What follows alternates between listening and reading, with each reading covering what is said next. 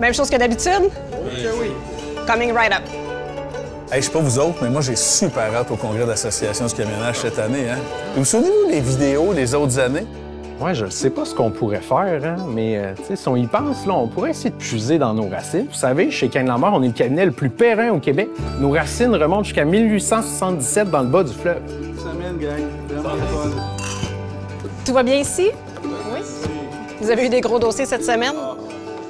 Effectivement, ça a vraiment été une grosse semaine. Je travaille sur une affaire là, de drogue légale qui a été saisie dans un autre pays. Là. Ah ben moi, c'est pas une semaine de fou, c'est une année de fou qu'on a vécu en 2023. T'sais, vous le savez, avec la SAC, le SAC Clic, la transition vers le numérique. On peut pas dire que c'est un grand succès. On était supposé centraliser les dossiers, finalement, on en échappe. Le plus drôle dans tout ça, c'est qu'on est passé d'envoi qui était par courriel, puis on est revenu au télécopieur et à l'envoi à la poste.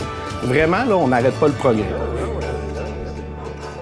J'en ai eu un cette semaine, 135 km/h dans une zone de 80. C'est quand même 6 points, c'est une critique au dossier PVL. Puis aussi, ben là, j'ai eu un véhicule, il a perdu une roue.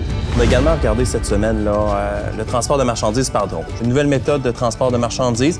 Je pense qu'on doit garder là, les yeux ouverts sur l'avenir à cet égard-là, puis rester attentif à ce qui s'en vient. Je me demande à quoi ressemblait le droit des transports dans ce temps-là.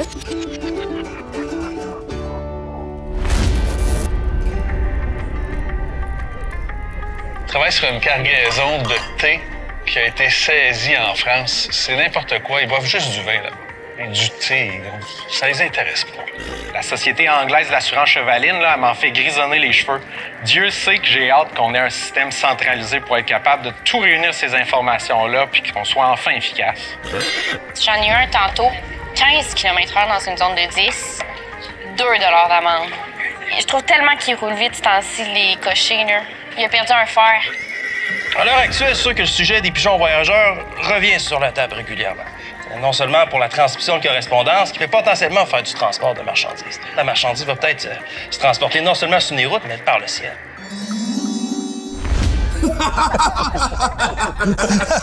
C'est le cas de le dire. Plus ça change, plus c'est pareil.